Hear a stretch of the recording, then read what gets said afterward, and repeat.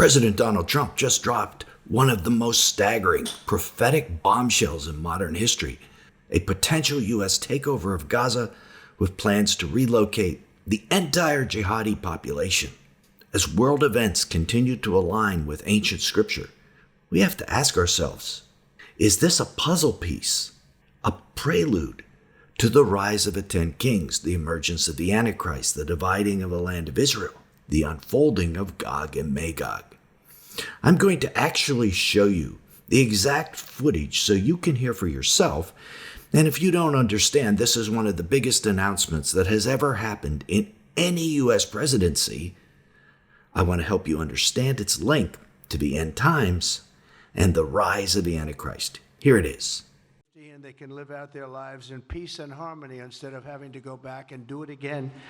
The U.S. will take over the Gaza Strip, and we will do a job with it too. We'll own it and be responsible for dismantling all of the dangerous unexploded bombs and other weapons on the site, level the site and get rid of the destroyed buildings, level it out, create an economic development that will supply unlimited numbers of jobs and housing for the people of the area. Given what you've said about Gaza, did the U.S. send troops to help secure the security vacuum?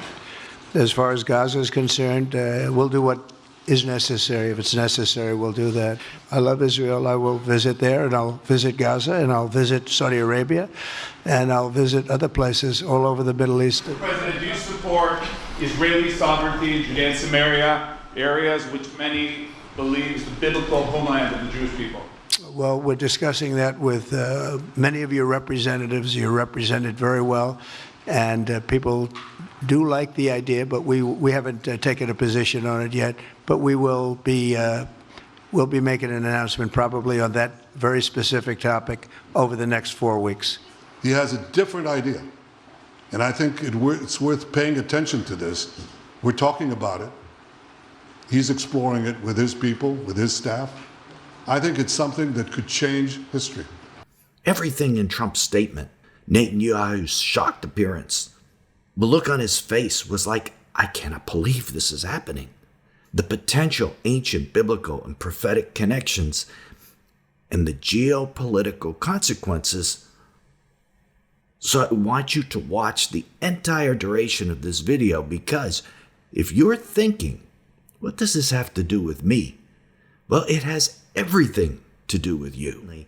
And I'll tell you why in a couple minutes. This is Bible teacher Nelson Walters, and frankly, I never saw this coming.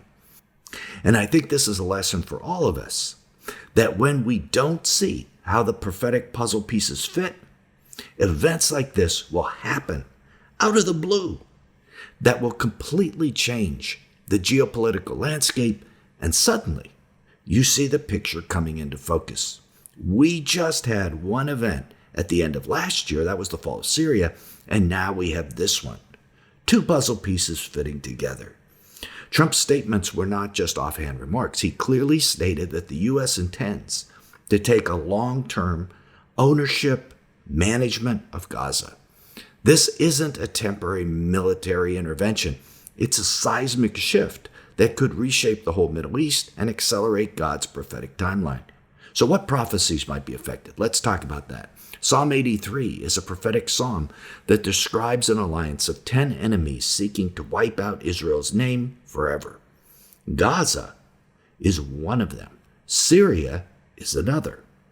Will seeding of jihadists from Gaza into additional nations accelerate the fulfillment of this prophecy anymore? We're going to talk about that.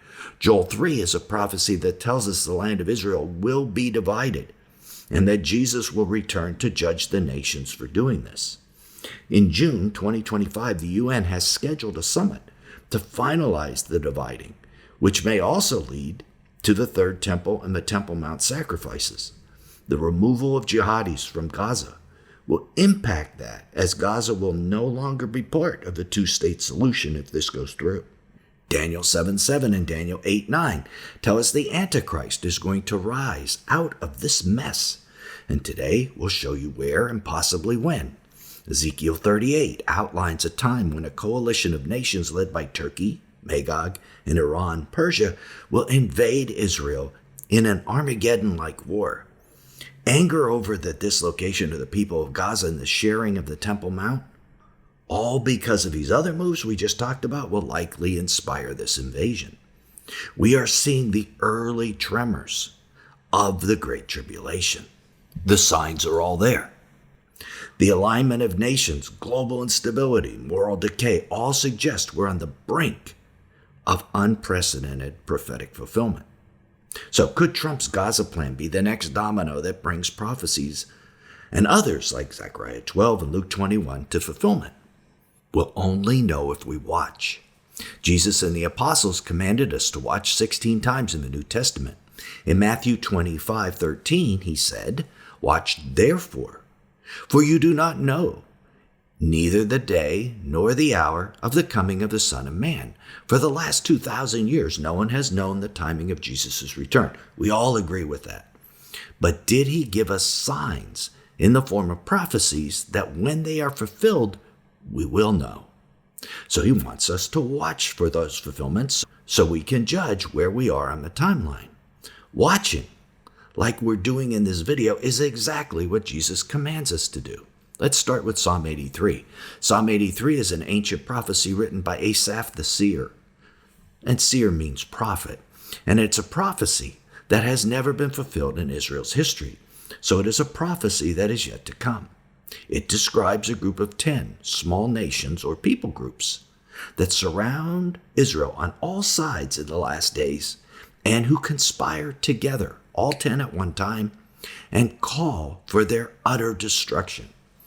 Psalm 83 states it this way: "They have said, 'Come, let us wipe them out as a nation, that the name of Israel may be remembered no more.'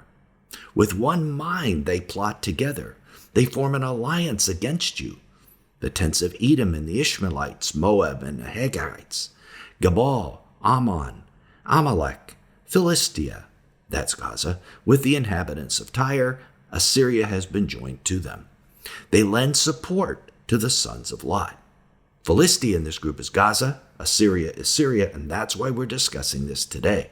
It's a central prophecy about what's happening right now in those two places. Now, are these 10 groups the 10 horns of the beast, the 10 kings? Daniel 7:7-8, and Revelation 17:12 describe them. From these two other passages, we know 6 things about them. They exist on the beast when he arises out of the sea, so they pre-exist the beast. They were never kings or national rulers prior to becoming these 10 kings. That one's interesting.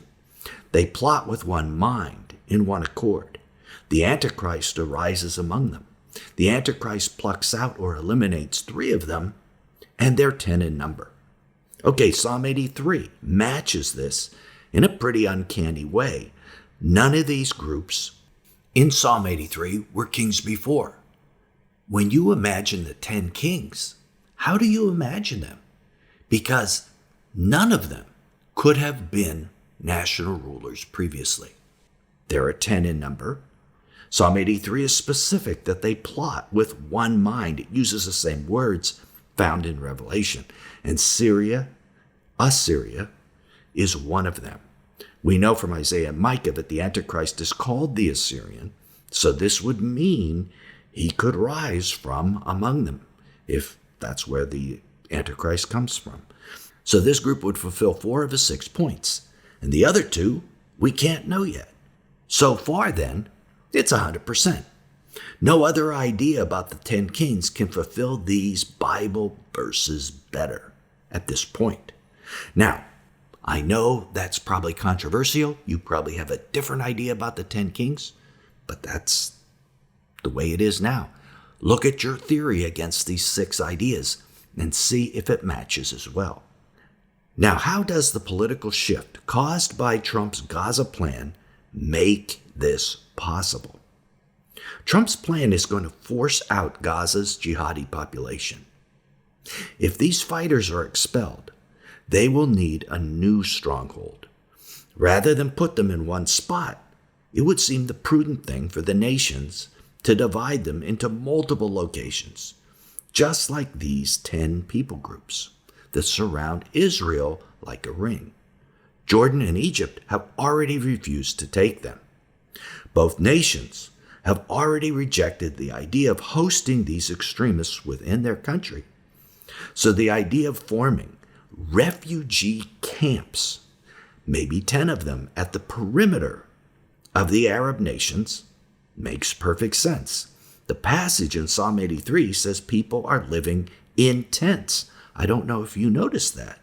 Just as in a refugee camp. These displaced forces could reorganize into an independent jihadi state, each refugee site with its own king. That would be unprecedented, forming an entirely new, hostile nation completely surrounding Israel. The prophetic implications are staggering. And the expulsion of the jihadis from Gaza, and probably other nations where jihadis are found and not welcome, know that the Arab states do not want jihadis in their nations, could be timed with the two-state solution. Now, during President Trump's announcement, Prime Minister Benjamin Netanyahu had this to say about the two-state solution. He said to Saudi Arabia, if you're so interested in a two-state solution, why don't you form a Palestinian state out of Saudi land? You have plenty of it.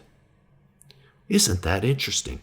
Because that is what we're talking about here, the potential of forming a two-state solution that surrounds Israel with a little bit of land being given by each of the countries.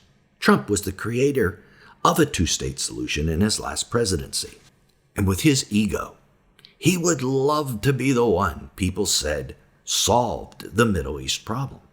Of course, in truth, if this plan is created, it will cause the greatest Middle East problem the world has ever seen in history, the coming of the Antichrist. Now, the UN has pushed for a two-state solution, aiming for the agreement in June 2025. Saudi Arabia has formed a 90-nation alliance to push for the same thing. Behind the scenes, they're working out the details. Trump's ego will get to brag that it was his idea, so he'll be in favor, and the expulsion of the jihadis from Gaza will need some place to go, aren't they? From the world's perspective, this will seem perfect all the way around. The Arab countries will be glad to give up some worthless land, put a tent refugee city on it, and get all the jihadis out of their nation and put them in these camps.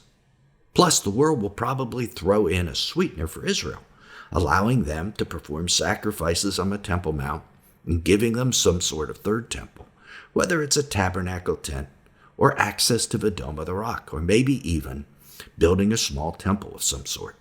All of this could be underway before the Feast of Trumpets in the fall of 2025, during the first year of the tribulation, the year of the white horse or false peace, which we believe began in October 2024. Jesus said things in the tribulation would happen with quickness, and they certainly seem to be. Now, what is interesting is that the scenario with the 10 kings coming out of Psalm 83 and forming a new jihadi state around Israel is not new. We wrote about it in our fictional novel, The Last Seal, which should be available soon. We'll keep you posted. The only part of this we didn't foresee was Trump's Gaza plan, and it just fits into this perfectly. As we said, it also fits into the rise of the Antichrist. In fact, he comes out of the Syria, Iraq, Eastern Turkey region and is called the Assyrian, as per Micah and Isaiah, as we said. If the 10 kings include the countries of Syria/Assyria, as Psalm 83 proposes, the Antichrist truly would come up among them. So if this begins to take shape this year, it's easy to see how the Antichrist could actually be on the scene within the next 2 years. How does this relate to the Gog-Magog war in Ezekiel 38? It provides an incentive for those nations to invade Israel. Right now, the Gog-Magog alliance of nations has enough incentive to talk some big talk, but not take really aggressive action. Right now, they say they want to provide a homeland for the Palestinian people and protect the Temple Mount, but frankly, Israelis have little or no access to the Temple Mount, And up until this point, the Palestinians really did have a homeland. But what happens when the people of Gaza are actually physically dispelled all over the region? Turkey and Iran will call for their fellow Muslims to win back the Gaza homeland. What happens when the Israelis are actually on the Temple Mount doing sacrifices? They will call for their fellow Muslims to expel them from the third holiest site in Islam. And who will be encouraging them to do the invading? Why, the 10 people groups of Psalm 83, who are in these new jihadi refugee camps, which will be called a jihadist nation or something. In the last seal, we called this nation the Pan-Islamic State. And are all these things the hooks God places in the jaws of Gog and Magog and their alliance to cause them to invade? So there's one thing. The Trump Gaza plan seems to have opened a door that allows all these other things to take place. The 10 kings, rise of the Antichrist, Gog of Magog, and even the two-state solution and the coming of the third temple. So can you see how something can seem impossible in 1 minute and then become reality in the very next minute? We should never discount how quickly things can happen. But as we were talking about Gog and Magog, maybe one thing you noticed was I didn't mention Russia or Putin in the alliance with Iran. I'm sure you found that strange. Aren't they part of the Gog and Magog alliance? It's certainly a popular theory, but is it biblical? We do a really deep dive into what Ezekiel 38 really says about Russia in this previous video. So click right here to keep watching and discover what role Russia does play, if any, in the Gog and Magog war. Rather than assume it's there, it's best to know. Till then, this is Nelson, and I'll see you there.